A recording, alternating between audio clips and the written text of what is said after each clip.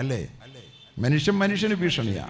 13 മാസക്കാലമായി ഗസയിലെ പാവപ്പെട്ട ജനതയെ, ആയുധമില്ലാത്ത യാതൊന്നുമില്ലാത്ത ഒരു ജനതയെ അവരുടെ ഭൂമിയും അന്യാധീനപ്പെടുത്തി അത് കയ്യേറിയിട്ട് ഈ കുറഞ്ഞ കാലത്തിനിടയിൽ എത്രയാ 50,000-ലേറെ മനുഷ്യരെ കൊന്നു തീർത്തിട്ടും പകയടങ്ങാതെ ലോകം മുഴുവൻ ആവശ്യപ്പെട്ട ഒത്തുതീർപ്പ് ചർച്ചകളിൽ നിന്ന് പോലും ഒരു കിരാത രാഷ്ട്രം പുറകോട്ട് പോകുമ്പോൾ അവനെ ആ നിലപാടിൽ ഉറപ്പിച്ചു നിർത്താൻ അമേരിക്കയിലെ ട്രംപും ബൈഡനും പറഞ്ഞിട്ടും എനിക്ക് മനസ്സിലെന്നാവും പറയണേ. ഇത്രയും വലിയ പിശാചുക്കളെ അവൻ അറിവ് പഠിക്കാത്തതുകൊണ്ടാണോ, സയൻസ് ഇല്ലാത്തതുകൊണ്ടാണോ, ടെക്നോളജി ഇല്ലാത്തതുകൊണ്ടാണോ? ലോകത്തെ എല്ലാം ഉള്ളത് അവരുടെ കയ്യിലാണ്. പക്ഷെ മനുഷ്യന്റെ ചോരയ്ക്ക് വിലയേറിയാത്ത, മനുഷ്യന്റെ ജീവന്റെ മൂല്യമറിയാത്ത പിശാചുക്കളെ കൊണ്ട് ലോകം നിറയുകയാണ്. ഈ സമൂഹം ലോകത്തിന് സമ്മാനിക്കുന്നത് അതിന്റെ ആ സ്വാധീനങ്ങൾ, അതിന്റെ ഇമ്പാക്ട് നമ്മുടെ 3ാം ലോക രാഷ്ട്രങ്ങളിലേക്കും ഇന്ത്യയിലേക്കൊക്കെ കടന്നെത്തിയിരിക്കുക. ഇന്നലെയൊക്കെ നമ്മുടെ ഭരണാധികാരികൾ എന്ന് പറഞ്ഞാൽ രാജ്യത്തെ ജനങ്ങളുടെ നന്മയ്ക്ക് വേണ്ടി പ്രവർത്തിക്കുന്നവരായിരുന്നു. പഞ്ചവത്സര പദ്ധതികൾ ആവിഷ്കരിച്ച് ജനങ്ങൾക്ക് എന്ത് നന്മ ചെയ്യാമെന്ന് ചിന്തിക്കുന്നവരായിരുന്നു. ഇന്നുള്ള ജനങ്ങളെ തമ്മിലടിപ്പിച്ച് എങ്ങനെ കലാപം കൂട്ടി രക്തച്ചാലുകൾ സൃഷ്ടിച്ച് അധികാര കസേര ഉറപ്പിക്കാം എന്ന് ചിന്തിക്കുന്ന സാമ്രാജ്യത്വ ശക്തികൾ കേവല ഭൗതിക വിദ്യാഭ്യാസം, ആറ്റമിക് എനർജിയുടെ അനന്തമായ സാധ്യതകളെ പഠിച്ചറിഞ്ഞ് ആറ്റത്തെ പിളർന്നിട്ട് അതിൽ നിന്ന് ആദ്യമായി ആറ്റം ബോംബുണ്ടാക്കി ഹിരോഷിമയിലും നാഗസാക്കിയിലും കൊണ്ടുപോയി അത് വലിച്ചെറിഞ്ഞിട്ട് ഏതാനും ചില മണിക്കൂറുകൾ കൊണ്ട് 3 ലക്ഷം പേരെ യമപുരിക്ക് അയച്ച കാലന്മാർ ലോകം ഭരിക്കും കാലം അല്ലേ? അവരുടെ സംസ്കാരം ഇസ്രയേലിലൂടെ കടന്നു വന്നപ്പോ നമ്മൾ കാണുന്ന ദുരന്തം. അവർ രണ്ടുപേരുമായി കൈകോർത്ത ഭരണകർത്താക്കൾ ഇന്ത്യയിൽ വന്നപ്പോ നമ്മുടെ രാജ്യത്ത് ഇന്ന് വരെ കണ്ടിട്ടും കേട്ടിട്ടുമില്ലാത്ത ദുരന്തകാലം നമ്മുടെ രാജ്യവും അനുഭവിക്കുകയാണ്. അതുകൊണ്ട് ഇതൊക്കെ നമ്മുടെ സമൂഹത്തെ വല്ലാതെ സ്വാധീനിച്ച് മനുഷ്യത്വം ചോർന്നുപോയി. മനുഷ്യൻ സ്നേഹം കൊണ്ട് ഈ ലോകത്ത് മനുഷ്യൻ എന്ന് പറഞ്ഞാൽ ഇണങ്ങുന്നവനാ. ഉമാ സുമ്മിയൽ ഇൻസാനു ഇല്ലാ ലിഉൻസിഹി വലൽ ഖൽബു ഇല്ലാ അന്നഹു യതഖല്ലബു വമാ സുമ്മിയൽ ഇൻസാനു ഇല്ലാ ലിഉൻസിഹി. മനുഷ്യനെ മനുഷ്യനെന്ന് പറഞ്ഞത് തന്നെ അവന് ഉൻസുള്ളത് കൊണ്ടാണ്. ഇൻസിനെ ഇൻസെന്ന് വിളിച്ചത് ഉൻസുള്ളത് കൊണ്ടാണ്. മനുഷ്യനായത് ഇണക്കമുള്ളത് കൊണ്ടാണ്. ഇണക്കത്തിന് പകരം പിണക്കവും വെറുപ്പുമാണെങ്കിൽ അവൻ മനുഷ്യനല്ലെന്ന് അവന് ഇൻസെന്ന് പിന്നെ വിളിച്ചുകൂടാ. ഇണക്കമില്ലാത്തവൻ എങ്ങനെ ഇൻസാവുക? ഉൻസുണ്ടെങ്കിലേ ഇൻസാകൂ. വലൽ ഖൽബു ഇല്ലാ അന്നഹു യതഖല്ലബു. ഖൽബായത് ഇളക്കമുള്ളത് കൊണ്ടാണ്. ഇൻസായത് ഉൻസ് ഇണക്കമുള്ളത് കൊണ്ടാണ്. അപ്പൊ മനുഷ്യന്റെ മൂല്യം ഇണക്കമാണ്. ലോകത്ത് ഇണക്കമുള്ളവരാണോ ഇന്ന് അമേരിക്ക നിയന്ത്രിക്കുന്നത്? ഇന്ന് ഇസ്രയേലിൽ കാണുന്ന ഇണക്കമുള്ള മനുഷ്യരെയാണോ? ഇന്ന് ഇന്ത്യയിൽ കാണുന്നത് ഇണക്കമുള്ള മനുഷ്യരെയാണോ? ഇണക്കം പോയാൽ മനുഷ്യനില്ലാതാവുകയാണ്, പിന്നെ ഇരുകാലി മൃഗങ്ങളാവുകയാണ്. ഈ അധപ്പതനത്തിന്റെ പരിഹാരം അള്ളാഹുവിന്റെ ഖുർആനാണ്. അള്ളാഹു പരിശുദ്ധ ഖുർആനില് എല്ലാ ജുമയിലും ഓതണമെന്ന് പറഞ്ഞ് വേറൊരു സൂറത്തുണ്ട്, സൂറത്തുൽ ജുമ ഉണ്ട്. ആ സൂറത്തിൽ ഒരു കാര്യം പറയുന്നുണ്ട്. മസലുല്ലദീന ഹുമ്മിലുത് തൗറാത്ത സുമ്മ ലം യഹ്മിലുഹാ കമസലിൽ ഹിമാരി യഹ്മിലു അസ്ഫാറാ. ഈ ലോകത്ത് മനുഷ്യനെ മനുഷ്യനാക്കി തീർക്കാൻ വേണ്ടി അള്ളാഹു ആകാശത്ത് നിന്ന് അവതരിപ്പിച്ച വേദഗ്രന്ഥം മാനിഫെസ്റ്റോ അത് തലയിൽ ചുമന്ന് നടക്കുകയും തൗറാത്ത് ഞങ്ങളുടേതാണെന്ന് മേനി പറയുകയും അത് ഉള്ളിലേക്ക് നെഞ്ചിലേക്ക് ഏറ്റെടുക്കാതിരിക്കുകയും ചെയ്ത, ഹൃദയം കൊണ്ട് സ്വീകരിക്കാതിരിക്കുകയും ചെയ്ത ജനത കമസലിൽ ഹിമാരി യഹ്മിലു അസ്ഫാറാ. ഈ ലോകത്തെ ഗ്രന്ഥം ചുമക്കുന്ന കഴുതകൾ മാത്രമാണ് അവർ. ബിഅസമതുൽ ഖൗമില്ലദീന കദ്ദബൂ ബിആയാത്തില്ലാ. വേദഗ്രന്ഥത്തിന്റെ പ്രേരണയ്ക്കൊത്ത് ജീവിതം കരുപിടിപ്പിക്കാത്ത ഏത് ജനതയായാലും അവർ ലോകത്തെ ഏറ്റവും മോശം എക്സാമ്പിളാണെന്ന് പരിശുദ്ധ ഖുർആൻ. യഹൂദികൾ തൗറാത്ത് വലിച്ചെറിഞ്ഞപ്പോൾ ലോകത്തെ ഏറ്റവും മോശം എക്സാമ്പിൾ, ക്രൂരതയുടെ പര്യായങ്ങൾ. അമേരിക്കക്കാരൻ ബൈബിള് വലിച്ചെറിഞ്ഞപ്പോൾ, ഇഞ്ചീൽ വലിച്ചെറിഞ്ഞപ്പോൾ ലോകത്തെ ഏറ്റവും വലിയ ഭീകരന്മാർ. ഇസ്ലാമിക സമൂഹം അള്ളാഹുവിന്റെ ഖുർആൻ വലിച്ചെറിഞ്ഞാൽ എന്റെയും നിങ്ങളുടെയും മക്കൾ നാളെ വീടുകളിൽ ലോക ഭീകരന്മാരായി മാറും. അപ്പനെ അറിയാത്ത, അമ്മയെ അറിയാത്ത, ഇപ്പൊ തന്നെ അതായി കഴിഞ്ഞിട്ടുണ്ട്, സംശയമൊന്നും വേണ്ട. എഞ്ചിനീയറും ഡോക്ടറും ഒക്കെ ആകുന്ന വേറെ കാര്യം. ലോക ഭീകരന്മാർ, വേദഗ്രന്ഥത്താൽ ഭരിക്കപ്പെടുന്ന, നയിക്കപ്പെടുന്ന മനസ്സിന്റെ ഉടമകളല്ലാത്ത ലോകത്തെ ഏതൊരു ശക്തിയായാലും അവർ ലോകത്തെ ഭീകരന്മാരാണ്. ദൈവിക ഗ്രന്ഥത്താൽ സ്വാധീനിക്കപ്പെടാത്ത, അതിനെ വലിച്ചെറിഞ്ഞ് അവഗണിച്ച ഏതൊരു സമൂഹവും ലോകത്തെ ഏറ്റവും വഴിസ്റ്റ് എക്സാമ്പിളാണ്, ഏറ്റവും മോശം മാതൃകയാണ്. അങ്ങനെ ആയിക്കൊണ്ടിരിക്കുക. ഇന്ത്യയിൽ മാറുന്നു, അത് ഇസ്രായേലിൽ മാറി, അമേരിക്ക മാറി, നമ്മുടെ വീടുകളും മാറാതിരിക്കണമെങ്കിൽ അള്ളാഹുവിൻ്റെ ഈ ഗ്രന്ഥത്തെ നെഞ്ചോട് ചേർത്ത് പിടിച്ചോ. ഇന്ന് അമേരിക്കക്കാരനാണ് ഖുർആൻ പഠിക്കാൻ വേണ്ടിയിട്ട് ഏറ്റവും കൂടുതൽ ബന്ധപ്പെടുന്നത്. യൂറോപ്പിലാണ് ഖുർആൻ പഠനത്തിന് വേണ്ടിയിട്ടുള്ള ഏറ്റവും വലിയ ശ്രമങ്ങൾ നടന്നുകൊണ്ടിരിക്കുന്നത്. ഞാൻ എറണാകുളത്ത് എൻ്റെ മഹലിൽ അമേരിക്കയിലെ ഒരു വലിയ ലക്ഷക്കണക്കിന് തൊഴിലാളികളുടെ കമ്പനിയുടെ വലിയ പോസ്റ്റിലിരിക്കുന്ന CEO മാത്രമേ മുകളിലുള്ളൂ. അദ്ദേഹം അവിടെ ജോലി ചെയ്യുക, വിത്ത് ഫാമിലി കുടുംബമായിട്ട് താമസിക്കുക. മകനെ ഇഫ്ള് പഠിപ്പിക്കാൻ വേണ്ടി അദ്ദേഹം ടെക്സാസിൽ നിന്ന് അദ്ദേഹം കാലിഫോർണിയയിലേക്ക് അദ്ദേഹം ജീവിതം തന്നെ അദ്ദേഹത്തിൻ്റെ വീട് തന്നെ പറിച്ചു നട്ടു. അവിടെ അദ്ദേഹം ആ മകൻ ഹാഫിളായി. അവിടുത്തെ എപ്പിക് മസ്ജിദിൽ എന്നിട്ട് അവൻ ഇമാമായി നിന്നു. ആ പയ്യന് ഞങ്ങളുടെ നാട്ടിൽ വെച്ചൊരു സ്വീകരണം കൊടുത്തു. ഹാഫിളാകാൻ വേണ്ടി അമേരിക്കയിൽ താമസിക്കുന്ന മാതാപിതാക്കൾ അവരുടെ താമസം പോലും ഒരു സ്റ്റേറ്റിൽ നിന്ന് മറ്റൊരു സ്റ്റേറ്റിലേക്ക് മാറ്റിക്കൊണ്ടിരിക്കുക. അമേരിക്കയിൽ നടക്കുന്ന മാറ്റമാണ്. ഇന്ന് നമ്മുടെ വീട്ടിൻ്റെ മുഖത്ത് മൂക്കിൻ്റെ താഴെ അള്ളാഹുവിൻ്റെ ഖുർആൻ പഠിപ്പിക്കപ്പെടുന്ന സ്ഥാപനം ഉണ്ടെങ്കിൽ അവിടെ മക്കളെ പറഞ്ഞുവിടാൻ മടിക്കുന്ന രക്ഷകർത്താക്കളാണ്. എന്താണ് തിരിച്ചു കിട്ടിക്കൊണ്ടിരിക്കുന്നത് ഞാൻ എൻ്റെ മുമ്പിലിരിക്കുന്ന രക്ഷകർത്താക്കളോട് ചോദിക്കുന്നില്ല. നമ്മുടെ മക്കളെക്കുറിച്ച് തൃപ്തരായി ഏതെങ്കിലും രക്ഷകർത്താവ് എൻ്റെ മുമ്പിലുണ്ടാവുമോ? ഒരു ടീനേജ് പ്രായം തുടങ്ങി ഏതെങ്കിലും മക്കളെക്കുറിച്ച് ഓക്കെ എൻ്റെ മോൻ എന്ന് പറയാൻ പറ്റുന്ന എത്ര പേരുണ്ടാകുമെന്ന് നമ്മൾ ഓരോരുത്തർ ആലോചിക്കണം. അതുകൊണ്ട് എൻ്റെ പ്രിയപ്പെട്ട സഹോദരങ്ങളെ, ഇത്തരം സ്ഥാപനങ്ങളെ യഥാർത്ഥത്തിൽ ഇവിടെ സ്ഥാപിച്ച് നടത്തുകയും നിലനിർത്തുകയും ചെയ്യുന്നതിന്, അതിന് മണ്ണൊരുക്കുന്നതിന്, അതിന് പശ്ചാത്തലമൊരുക്കുന്നതിന് വേണ്ടി അള്ളാഹുവിൻ്റെ റസൂൽ ഈ ലോകത്ത് സ്ഥാപിച്ച അതിമഹത്തായ ഒരു പൊതു സംരംഭത്തിൻ്റെ പേരാണ് വഖഫ് എന്ന് പറയുന്നത്. ആ വഖഫ് അതിൻ്റെ മുഴുവൻ പവിത്രതയോടും കൂടി ഈ ലോകത്ത് കാത്തു സൂക്ഷിച്ചില്ലെങ്കിൽ മനുഷ്യൻ മൃഗമായി മാറും. പരസ്പരം കുത്തിക്കീറും, കടിച്ചു കീറും. അവൻ കടിച്ചു കീറായി എന്നവർക്കറിയൂ. നിങ്ങൾക്ക് സംശയമൊന്നും വേണ്ട. അമേരിക്കയിലെ മക്കൾക്ക് നിങ്ങൾക്കറിയോ, അമേരിക്കയിലെ മക്കൾ ഇന്ന് ജീവിക്കുന്നത് അവരുടെ സുരക്ഷിതത്വം ഓരോരുത്തരുടെ കയ്യിൽ തോക്കുണ്ടെന്നുള്ളതിന്റെ സുരക്ഷിതമാണ്. എല്ലാ മക്കളുടെ കയ്യിലും തോക്കുണ്ട്. തോക്കില്ലാതെ ഒരു നിമിഷം പുറത്തു പോകാനോ ധൈര്യമില്ല. ഇസ്രയേലിൽ നിങ്ങൾ കണ്ടോ ഈ അടുത്ത കാലത്ത് വീഡിയോയിലൂടെ ആണും പെണ്ണും എല്ലാം പുറത്ത് തോക്ക് തൂക്കിയിട്ടാണ് നടക്കണേ. എന്ന് പറഞ്ഞാൽ സ്വന്തം നാട്ടിലെ ജനങ്ങളെ കുറിച്ച് കയ്യിൽ തോക്കില്ലെങ്കിൽ വിശ്വാസമില്ല. അത്തരം ഭീകരന്മാരാണ് സ്വന്തം നാട്ടിലെ ജനതയെന്ന് ഇപ്പൊ കണ്ടില്ലേ. കാലിഫോർണിയയിൽ മാസങ്ങളെ 10 ദിവസത്തോളമായി ലോകത്തെ മുഴുവൻ കത്തിക്കാൻ വേണ്ടിയിട്ടുള്ള ആയുധങ്ങൾ മുഴുവൻ ഫാക്ടറികൾ ഉൽപ്പാദിപ്പിച്ചുകൊണ്ട് കത്തിക്കാനുള്ള സംവിധാനം മുഴുവൻ ഉണ്ടാക്കിയവൻ അണയ്ക്കാനുള്ള ഒരു യന്ത്രം ഇതുവരെ കണ്ടുപിടിച്ചില്ല. കത്തിക്കാനുള്ള എല്ലാ യന്ത്രവും കയ്യിലുണ്ട്, ലോകം മുഴുവൻ കത്തിക്കാൻ. പക്ഷെ അണയ്ക്കാനുള്ള യന്ത്രം മാത്രം അവനില്ല. ഇതല്ലേ മൃഗീയത എന്ന് പറയുന്ന മനുഷ്യത്വം? ഇതാണോ? കത്തിക്കാനുള്ള യന്ത്രം കണ്ടുപിടിക്കുന്നതിന് മുമ്പേ അണയ്ക്കാനുള്ള യന്ത്രമല്ലേ മനുഷ്യനാണ് കണ്ടുപിടിക്കേണ്ടത്. പക്ഷെ അണയ്ക്കാനുള്ള യന്ത്രം അവന്റെ കയ്യിലില്ലായിരുന്നു എന്ന് തെളിയിക്കാൻ വേണ്ടിയിട്ട് അല്ലാഹു തആല ഇങ്ങനെ കത്തിച്ചുകൊണ്ടിരിക്കണേ. ഇവന് കത്തിക്കാനേ അറിയൂ, ഇവൻ അണയ്ക്കാൻ അറിയില്ല. കത്തിക്കാൻ നടക്കുന്ന മനുഷ്യനാണോ? ആ നാട്ടിൽ ജീവിക്കണമെങ്കിൽ അവരുടെ മക്കൾക്ക് 5 ലക്ഷം അമ്മമാർ തെരുവിലിറങ്ങി നടത്തിയ ഒരു വലിയ പ്രകടനം നടന്നു. ഒന്നല്ല, പലവട്ടം നടക്കാറുണ്ട് അമേരിക്കയിൽ. അവരുടെ ഒരൊറ്റ ഡിമാൻഡ് സർക്കാരിനോട് ഞങ്ങളുടെ മക്കളുടെ കയ്യിൽ നിന്ന് തോക്ക് പിടിച്ചെടുക്കണമെന്നാ, തോക്ക് ലൈസൻസ് റദ്ദാക്കണമെന്നാ. കാരണം ഈ കഴിഞ്ഞ ദിവസം നിങ്ങളൊക്കെ കണ്ടതാണ്, വാഷിംഗ്ടൺ എലമെന്ററി സ്കൂളിലെ ഒരു വിദ്യാർത്ഥി, അവന്റെ പേര് എൽ സാൽവഡോർ റാമോസ് എന്നാണ്. അവന്റെ കയ്യിലിരിക്കുന്ന തോക്ക് കൊണ്ട് അവന്റെ മുത്തശ്ശിയെ വെടിവെച്ച് കൊന്നു. മുത്തശ്ശിയെ വെടിവെച്ച് കൊന്നു കഴിയുമ്പോൾ മനുഷ്യനാണെങ്കിൽ മനസാക്ഷി കുത്തു തോന്നും. ഒരു മനുഷ്യൻ പറഞ്ഞു മരിക്കുന്നതാണ് മുത്തശ്ശിയെ.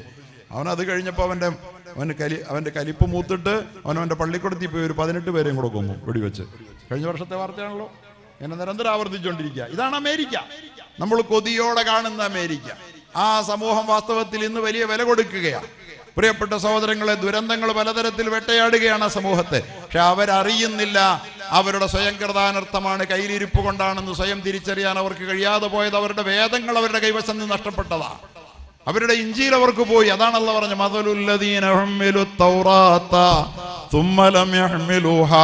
വേദഗ്രന്ഥം സ്വന്തമാണെന്ന് പറഞ്ഞു നടന്നിട്ടും അത് തലയിലെടുത്തിട്ടും തുമ്മലം യഹ്മിലുഹ അത് നെഞ്ചിലേറ്റാതിരുന്നവർ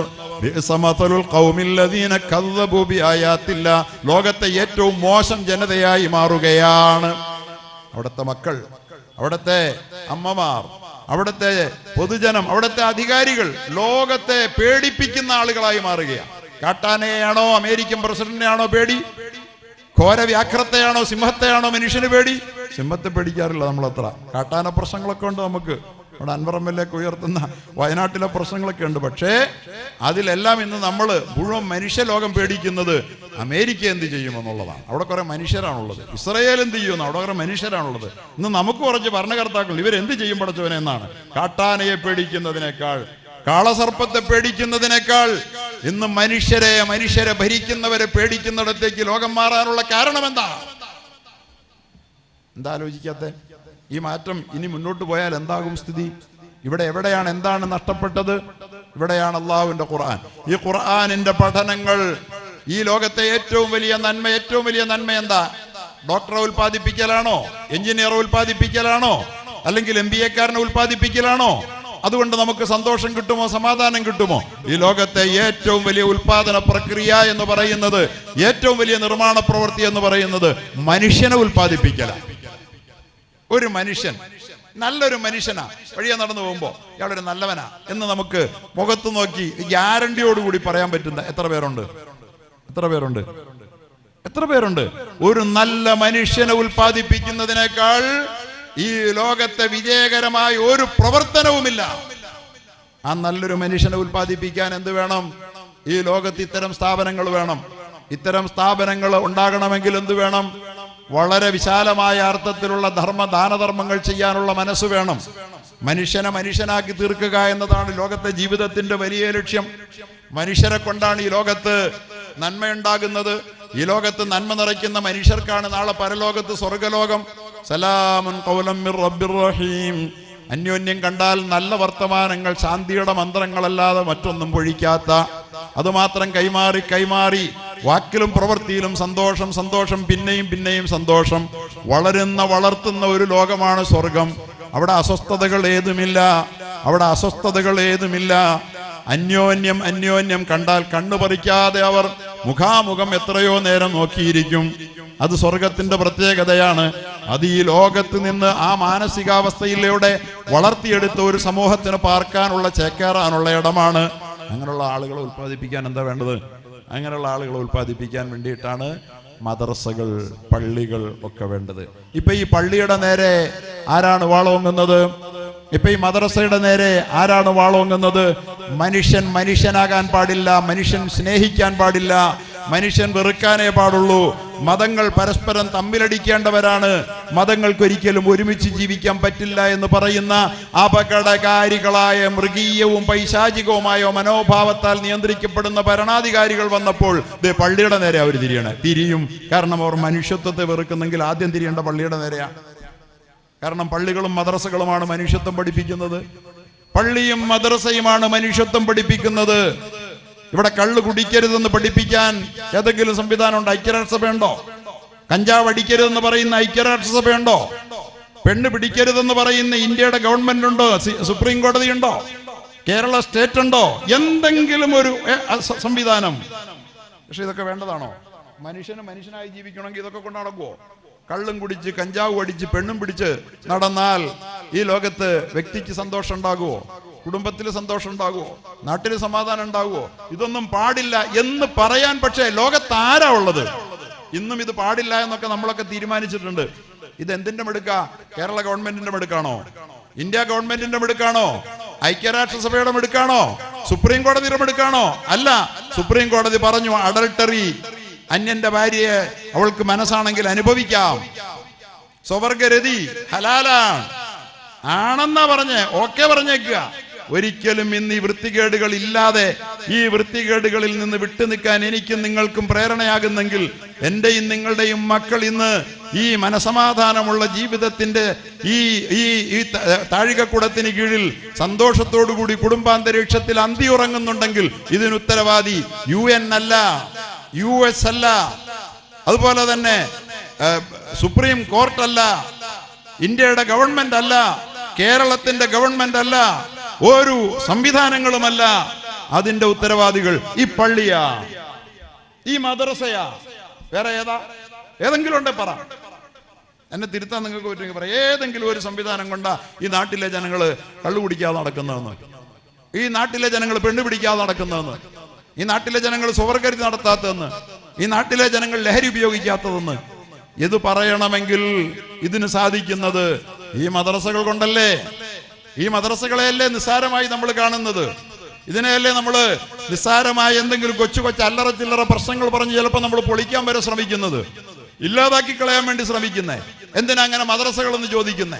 ഈ ചിന്തകളും പഠനങ്ങളും പര്യാലോചനകളും കൊണ്ട് ചൂടുപിടിച്ച സന്തോഷകരമായ ചർവണങ്ങളുമായി കഴിഞ്ഞുകൂടുന്ന ആളുകൾ അനുഭവിക്കുന്ന ആനന്ദമുണ്ടല്ലോ, പ്രപഞ്ചത്തിന്റെ സൃഷ്ടാവിനെ തിരിച്ചറിയുന്ന, അതിനുവേണ്ടി സ്ഥാപിക്കപ്പെട്ടതാണ്.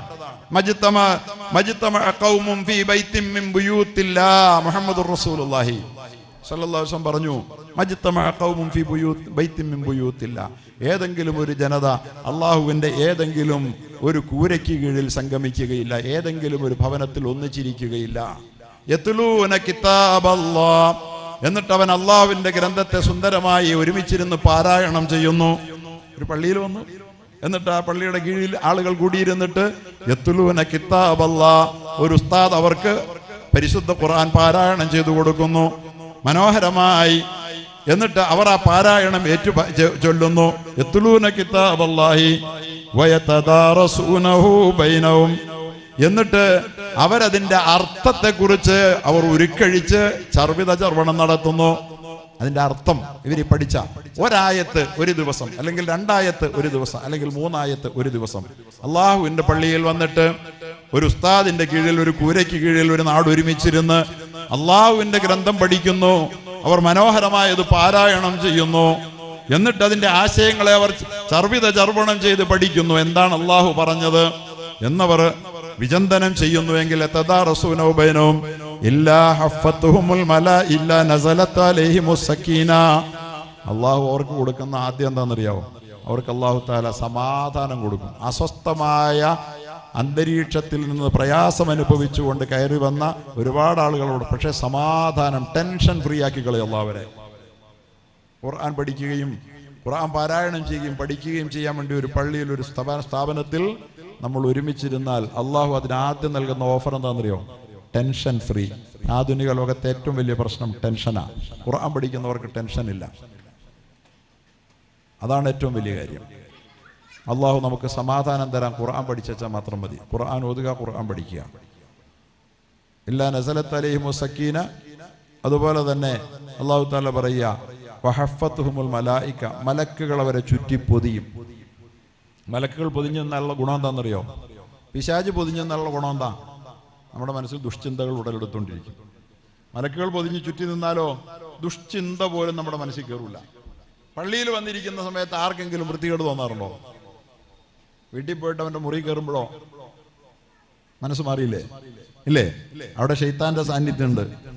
ഇവിടെ അതില്ല, മലക്കുകളുടെ സാന്നിധ്യമുണ്ട്. മലക്കുകൾ അവനോടൊപ്പം നിൽക്കും. ഖുർആൻ ഓതുകയും പഠിക്കുകയും ചെയ്തുകൊണ്ടിരിക്കുന്ന ഒരാൾക്ക്, ഈ പ്രിയപ്പെട്ട മക്കളുണ്ടല്ലോ, 24 മണിക്കൂറും ഈ പള്ളിയിൽ വെച്ച്, മദ്രസയുടെ അകത്തളത്തിൽ വെച്ച് പരിശുദ്ധമായ ഖുർആൻ പഠിച്ചത് പാരായണം ചെയ്തുകൊണ്ടിരിക്കുമ്പോൾ മലക്കുകൾ ചുറ്റിവളഞ്ഞ് ഒരു ദുഷ്ചിന്ത പോലും അവരുടെ ഉള്ളിൽ അല്ലാഹു തആല കൊടുക്കുന്നില്ല. എത്ര മനോഹരമായ ഒരു ജീവിതമാണത്. ഹഫ്ഫത്തുഹുമുൽ മലായിക. അങ്ങനെ അല്ലാഹു തആല വദക്കറഹുമുല്ലാഹു ഫീമൻ ഇൻദ, വദക്കറഹുമുല്ലാഹു ഫീമൻ ഇൻദ, അവരെ കുറിച്ച് അള്ളാഹുവിൻ്റെ ദർബാറിൽ മെൻഷൻ ചെയ്യപ്പെടും. ഈ ലോകത്തെ പാവം വിദ്യാർത്ഥികൾ, അവര് ഭൗതിക വിദ്യ പഠിക്കാത്തവർ, വലിയ വിലയും നിലയും ഒന്നും ലോകം കൽപ്പിക്കാത്തവരെന്ന് നിങ്ങൾ കാണുന്നെങ്കിൽ, ഈ പ്രപഞ്ചത്തിന്റെ ഉടമസ്ഥൻ, ആ ഉടമസ്ഥൻ ആരെന്നറിയോ? ലോകത്തെ മുഴുവൻ തീയിട്ട് കത്തിക്കുന്ന കാലിഫോർണിയയിലെ തീയുടെ 1% പോലും അണയ്ക്കാൻ കഴിയാത്ത ആഗോള ശക്തികളെ മുഴുവൻ നിയന്ത്രിക്കുന്ന പടച്ചവനുണ്ട്. ആ പടച്ചവന്റെ ദർബാറിൽ ഈ ആളുകൾ ചർച്ചയാകുമെന്ന്, അവരവിടെ മെൻഷൻ ചെയ്യപ്പെടുന്നവരാണ് എന്ന്. അവരവിടുത്തെ സെലിബ്രിറ്റികളാണ്. ഖുർആൻ പഠനത്തിൻ്റെ ഈ മനോഹരമായ സുലഭ സൗഭാഗ്യങ്ങളിലേക്ക് നമ്മെ, നമ്മുടെ മക്കളെ നമുക്ക് ചേർത്ത് പിടിക്കണമെന്ന് ആലോചിക്കണം. ഒരിക്കൽ അല്ലാഹുവിൻ്റെ റസൂലിൻ്റെ സവിധത്തിൽ ജിബ്രീൽ വന്ന് നിൽക്കുകയാണ്. ജിബ്രീലുമായി റസൂലുള്ളാഹി സ്വല്ലല്ലാഹു അലൈഹി വസല്ലം സംസാരിച്ച് നിൽക്കുമ്പോൾ അകലെ നിന്നത് അബൂദറുൽ ഖിഫാരി റളിയല്ലാഹു അൻഹു വരികയാണ്. ജിബ്രീൽ അലൈഹിസ്സലാം അള്ളാഹുവിൻ്റെ പ്രവാചകനോട് ചോദിച്ചു, നബിയെ, ആ വരുന്നത് അബൂദർ അല്ലേ? ആ വരുന്നത് അബൂദർ അല്ലേ? അള്ളാഹുവിൻ്റെ റസൂൽ ചോദിച്ചു, ജിബ്രീലെ, താങ്കൾക്ക് അബൂദറിനെ അറിയോ? അബൂദറിനെ അറിയുമോ താങ്കൾക്ക്? റസൂൽ ജിബ്രീൽ അലൈഹി സ്വലാം പറഞ്ഞു, അറിയുമോന്നോ? അദ്ദേഹം ഞങ്ങളുടെ ആകാശത്തെ സെലിബ്രിറ്റി അല്ലേ? അദ്ദേഹം ആകാശത്തെ സെലിബ്രിറ്റി അല്ലേ? ഇപ്പൊ വലിയ സെലിബ്രിറ്റികളെ കൊണ്ട് നടന്നിട്ട് പലരും അകത്തൊക്കെ പോയല്ലോ, അഴിച്ചും അല്ലേ, അഴിച്ചിട്ടാടുന്ന സെലിബ്രിറ്റികളെ കൊണ്ട് നടന്നിട്ട് പോയവനും ആടിയവരും കൊണ്ട് നടന്ന് ഇവരൊക്കെ ഇന്ന് അനുഭവിക്കുന്ന നൊമ്പരങ്ങൾ ഇത്തരം സെലിബ്രിറ്റികളാണ്. നാറിപ്പുഴുത്ത ഹേമ കമ്മിറ്റി റിപ്പോർട്ടൊക്കെ തെളിയിച്ച കുറെ സെലിബ്രിറ്റികളുടെ നാറുന്ന കഥകളാണ്. എപ്പോഴും ഇതാണ് നമ്മൾ സെലിബ്രിറ്റികൾ എന്ന് പറഞ്ഞ് ആഘോഷിക്കുന്നത്. അള്ളാഹുവിന്റെ ഭൂമിയിലെ അബൂദർ ആകാശത്തിലെ സെലിബ്രിറ്റിയാണ്. അള്ളാഹുവിന്റെ ഖുർആൻ പഠിച്ചുകൊണ്ട് അവന്റെ ഒരു ഭവനത്തിൽ ഇരുന്ന് അത് ചർവണം ചെയ്ത് അത് ചർച്ച ചെയ്ത് അള്ളാഹുവിന്റെ അജായിബുകളെ കുറിച്ച് അത്ഭുതത്തോടുകൂടി ചിന്തിച്ച് മനസ്സ് നിറച്ച ഈ വ്യക്തികൾ ആകാശത്ത് സെലിബ്രിറ്റിയാണ്. അബൂദറിനെ അറിയാം. എന്താണതിന് കാരണം ജിബ്രീലേ എന്ന് ചോദിച്ചപ്പോൾ റസൂലുള്ളാഹി സ്വല്ലല്ലാഹു അലൈഹി വസല്ലം ഞങ്ങളോട് ജിബ്രീൽ പറയുകയാ, ലികസറത്തിഹി ഖുൽ ഹുവല്ലാഹു അഹദ്, ഖുൽ ഹുവല്ലാഹു അഹദ് സൂറത്ത് അദ്ദേഹം ഒത്തിരി ഓതാറുണ്ട്, പാരായണം ചെയ്യാറുണ്ട്. അദ്ദേഹത്തിന്റെ ഏറ്റവും വലിയ എന്റർടൈൻമെന്റ് ഖുൽ ഹുവല്ലാഹു അഹദ് എന്ന അള്ളാഹു ആര്, എന്ത്, എന്തല്ല എന്നൊക്കെ വളരെ കൃത്യമായി അള്ളാഹുവിന്റെ അസ്തിത്വത്തെ, അള്ളാഹുവിന്റെ സത്തയെ സമഗ്രമായി പ്രതിപാദനം ചെയ്യുന്ന പരിശുദ്ധമായ ഖുർആനിന്റെ ആയത്ത് എത്ര ഓതിയാലും അബൂദറിന് മതിവരില്ല. അദ്ദേഹം അതിന്റെ ആനന്ദത്തിൽ അഭിരമിക്കുന്ന ആളാണ്. അതുകൊണ്ടാണ് അദ്ദേഹത്തെ മലക്കുകൾക്ക് വലിയ ഇഷ്ടമാ, ആകാശത്തെ അദ്ദേഹം സെലിബ്രിറ്റിയാണ് എന്ന്. പ്രിയപ്പെട്ട സഹോദരങ്ങളെ, ഇതൊക്കെയാണ് ഈ ലോകത്ത് ഖുർആൻ പഠനം കൊണ്ട് സാധ്യമാകുന്നത്. ഈ ലോകത്ത് നമ്മൾ ഒറ്റയാണെന്ന് നമുക്കൊക്കെ തോന്നുമ്പോഴും പലരും ഒറ്റപ്പെട്ടു പോയെന്ന് വിലപിക്കുമ്പോഴും ഖുർആനിന്റെ ആളുകൾ ഒറ്റയാവുകയില്ല. ഖുർആനുമായി നിരന്തര സമ്പർക്കം പുലർത്തുന്നവർക്ക് ടെൻഷൻ ഉണ്ടാവുകയില്ല.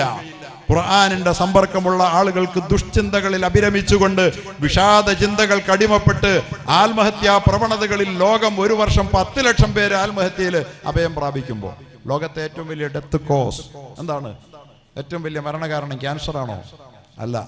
ലോകത്തെ ഏറ്റവും വലിയ മരണകാരണം എന്താ? മദ്യപാനമാണോ? അതുമല്ല. ലോകത്തെ വാഹനാപകടമാണോ? അതുമല്ല. ലോകത്തെ ഏറ്റവും വലിയ ഡെത്ത് കോസ് എന്ന് പറയുന്നത് വിഷാദമാണ്, ടെൻഷനാണ്. ആ ടെൻഷനിൽ നിന്ന് ഖുർആൻ അവർക്ക് മോചനം നൽകും. ഖുർആനോടുള്ള നിത്യസമ്പർക്കത്തിന്റെ ഗുണമാണ്. റബ്ബ് തആല ഭാഗ്യം നമുക്ക് തരുമാറാകട്ടെ. കയ്യിൽ തന്ന മുതല അനുഭവിക്കാനും ഉപയോഗിക്കാനും ആസ്വദിക്കാനും അതിൻ്റെ ആനന്ദത്തിൽ ഭാഗം ചേരാനും കഴിയാതെ പോകുന്നതാണ്. ഞാൻ പറഞ്ഞു വരുന്നത് ഇപ്പോൾ എന്നെ സംബന്ധിച്ചിടത്തോളം വഖഫിനെ കുറിച്ച്, വഖഫാണ് സാറത്തിൽ നിങ്ങളോട് പറയാൻ പറഞ്ഞു. വഖഫ് എന്ന് പറയുന്നത് സഹോദരങ്ങളെ, ഈ മഹത്തായ സംരംഭങ്ങളെ മനുഷ്യനാക്കി തീർത്ത് ഈ ലോകത്ത് ശാന്തിയും സമാധാനവും കളിയാടാൻ ആവശ്യമായ സംവിധാനം ഒരുക്കാൻ റബ്ബ് തആല അവന്റെ ഹബീബിലൂടെ നമുക്ക് പഠിപ്പിച്ചു തന്ന മഹത്തായ ഒരു സംവിധാനത്തിന്റെ പേരാണ്, ആഗോള സംവിധാനത്തിന്റെ പേരാണ് ഈ വഖഫ് എന്ന് പറയുന്നത്. ഈ ലോകത്ത് ഇത്രയധികം, ലോകത്ത് മറ്റേതൊരു മതസംവിധാനങ്ങൾക്കും ഇല്ലാത്ത വിധം ഇത്രയധികം ആരാധനാലയങ്ങൾ, ഇത്രയധികം മദാരിസുകൾ, ഗവൺമെന്റിന്റെയും മറ്റാളുകളുടെയും വലിയ പിന്തുണയൊന്നുമില്ലാതെ ഈ സമുദായത്തിലെ ധർമ്മിഷ്ഠരായ അള്ളാഹുവിനെ ഭയപ്പെടുന്ന പരലോകത്തെ പ്രീതി പ്രതീക്ഷിക്കുന്ന നമ്മുടെ സമ്പന്നന്മാർ, ധനാഢ്യന്മാർ, അവർ ഭാഗ്യം ചെയ്തവരാണ്. അള്ളാഹു അവർക്ക് പ്രതിഫലം ഏറ്റി കൊടുക്കട്ടെ. അവരൊക്കെ ചെയ്ത നന്മകൾ കൊണ്ടാണ് ഈ മഹത്തായ സ്ഥാപനങ്ങൾ, പള്ളികൾ ഇങ്ങനെ നിലനിന്ന് വരുന്നത്. സർക്കാരിന്റെ ഗ്രാൻഡ് ഒന്നുമില്ല. മദ്രസകളിൽ ഉസ്താദന്മാർക്ക് ശമ്പളവും കൊടുക്കണില്ല. വെറുതെ ആരോപണം പറയാൻ മാത്രമാണ്. ഇതൊന്നും ഇല്ലാഞ്ഞിട്ട് നിലനിൽക്കുകയാണ്. ഇതിന്റെ ഒക്കെ പിന്നിൽ പ്രവർത്തിക്കുന്നത് ഈ ലോകത്തെ ജീവിതം ഒരു താൽക്കാലികമാണ്. അള്ളാഹു നൽകിയിരിക്കുന്ന സൗഭാഗ്യങ്ങൾ സ്വർഗം വെട്ടിപ്പിടിക്കാനുള്ളതാണ്. വബ്തഗി ഫീമാ ആതാകല്ലാഹു ദാറൽ ആഖിറ വലാ തൻസ നസീബക ഫിദ്ദുനിയ വബ്തഗി ഫീമാ ആതാകല്ലാഹു ദാറൽ ആഖിറ. നിന്റെ കയ്യിൽ അള്ളാഹു തന്നതുകൊണ്ട് നീ പരലോകം വെട്ടിപ്പിടിക്കുക. കയ്യിൽ എന്ത് തന്നാലും പരലോകം വെട്ടിപ്പിടിക്കണം. ലൻ തനാലുൽ ബിർറ ഹത്താ തുൻഫിഖൂ മിമ്മാ തുഹിബ്ബൂൻ. നിങ്ങളുടെ കയ്യിൽ നിങ്ങൾക്ക് ഏറ്റവും ഇഷ്ടപ്പെട്ടത് ചെലവാക്കുന്നത് വരെ പുണ്യം കിട്ടിയെന്ന് കരുതണ്ട. പുണ്യം സമ്പാദിക്കണമോ ഇഷ്ടപ്പെട്ടത് ചെലവാക്കണമെന്ന് അല്ലാഹ് പറഞ്ഞത് കേട്ടുണർന്ന ഒരു സമൂഹം 14 നൂറ്റാണ്ടുകൾക്ക് മുമ്പ് മുതലേ അവരുടെ ജീവിതത്തിലെ ഏറ്റവും വിലപ്പെട്ടത് വഖഫാക്കി മാറ്റിവെച്ചുകൊണ്ട് ഈ ലോകത്ത് നിന്ന് എന്തെങ്കിലും വഖഫ് ചെയ്യാതെ മരിച്ചുപോയ ഒരു സഹാബി പോലുമില്ല, ഒരു സാലിഹുമില്ല. എല്ലാ സാലിഹ്യങ്ങളും എന്തെങ്കിലും ആഖിറത്തിന് വേണ്ടിയിട്ട് പ്രത്യേകം ഡിപ്പോസിറ്റ് ചെയ്യാതെ ആരും കടന്നു പോയിട്ടില്ല. യാ അയ്യുഹല്ലദീന ആമനു, ഏ വിശ്വാസികളെ, ഇത്തഖുല്ലാഹ്, നിങ്ങൾ പടച്ചവനെ സൂക്ഷിക്കുക. വൽ തൻളുർ നഫ്സും മാ ഖദ്ദമത് ലിഗദിൻ, നാളേക്ക് വേണ്ടി നിങ്ങൾ എന്താണ് മുൻകൂട്ടി നിക്ഷേപിച്ചതെന്ന് ആലോചിച്ചോ. എന്തെല്ലാം കയ്യിലുണ്ടായാലും, ഞാനത് ദീർഘിപ്പിച്ചൊന്നും പറയണില്ല, എന്തെല്ലാം കയ്യിലുണ്ടായാലും അനുഭവിക്കാൻ അല്ലാഹു അനുഭവിച്ച മാലി എന്ന് മനുഷ്യൻ പറയുന്നു. യഥാർത്ഥത്തിൽ മനുഷ്യൻ മാലി എന്ന് പറഞ്ഞാൽ അതിന്റെ അർത്ഥം എന്താണെന്നറിയോ? സ്വത്ത് എന്നാണ്. മാലി, എനിക്കുള്ളത് എന്നാ. അതിൻ്റെ യാ കളഞ്ഞിട്ടാ മാൽ, സ്വത്ത്, എന്റേത്. സ്വത്ത് എന്ന് പറഞ്ഞാൽ എന്താ? എന്റേത്. മാലി, അതിനെയാണ് മാൽ എന്ന് പറയുന്നത്. മനുഷ്യൻ പറയണു സ്വത്ത് എന്റേത്, മാൽ എന്ന് പറയുന്നു. പക്ഷേ മാൽ എന്ന് പറയാൻ, എന്റേതെന്ന് പറയാൻ അവൻ എന്താ ഉള്ളത്? അവൻ തിന്ന് ദഹിച്ചത്, അവൻ ഉടുത്ത് ദ്രവിച്ചത്, അവൻ കൊടുത്ത് നാളത്തേക്ക് മുതൽ കൂട്ടിയത്, അല്ലാതെ വേറെന്തെങ്കിലും ഉണ്ടോ? 10,000 കോടിയുടെ ആസ്തി ഉണ്ട് ഒരു മുതലാളിക്ക്. അവൻ തിന്നുന്നത് രാവിലെ അത്താഴപ്പട്ടിണിക്കാരൻ തിന്നണ ഒരു പിഞ്ഞാണം ഭക്ഷണമേ ഉള്ളവന് കഴിക്കാൻ പറ്റുള്ളൂ. ഞാൻ മുതലാളിയാകൊണ്ട് 100 പ്ലേറ്റ് വരട്ടെ എന്ന് പറഞ്ഞിട്ട് കാര്യമല്ലോ ഉണ്ടോ? അവൻ ഉടുക്കാൻ പറ്റണത് 2 മീറ്റർ മാത്രം വലിപ്പമുള്ള ഒരു ഷർട്ടേ അവന് തയ്ച്ചിടാൻ പറ്റുള്ളൂ, ഒരു പാവപ്പെട്ടവൻ ഇടുന്ന പോലെ. അവൻ തിന്നത്, അവൻ ഉടുത്തത്, ഇതേ അവൻ ഇവിടെ അനുഭവിക്കുന്നുള്ളൂ. അവൻ പിന്നെ അവന്റെ സമ്പാദ്യം കൊണ്ട് നേടുന്നത് അവൻ നിക്ഷേപിച്ചിട്ട് പരലോകത്തേക്ക് അവൻ മുതൽ കൂട്ടുന്നതാണെന്ന് മുഹമ്മദ് മുസ്തഫ സല്ലല്ലാഹു അലൈഹി വസല്ലം പറഞ്ഞത് കേട്ടിട്ടാണ് ഈ ലോകത്ത് നമ്മുടെ മുൻഗാമികളെല്ലാം വഖഫ് ചെയ്ത് ഇവിടെ പള്ളികളും മദാരിസുകളും ഒക്കെ സ്ഥാപിച്ച് ഇന്ന് ലോകത്ത് ഇസ്ലാമിന്റെ മദ്യപിക്കാത്ത ലക്ഷോപലക്ഷം ജനങ്ങളെ ഉൽപ്പാദിപ്പിച്ച്, വ്യഭിചരിക്കാത്ത ലക്ഷോപലക്ഷങ്ങളെ ഉൽപ്പാദിപ്പിച്ച്, ലഹരി തൊട്ടു നോക്കിയിട്ടില്ലാത്ത ലക്ഷോപലക്ഷങ്ങളെ ഉൽപ്പാദിപ്പിച്ച് ഈ ലോകത്ത് അത്ഭുതങ്ങൾ സൃഷ്ടിച്ചുകൊണ്ടിരിക്കുന്നത് ഈ വഖഫിന്റെ പിൻബലത്തിലാണ്.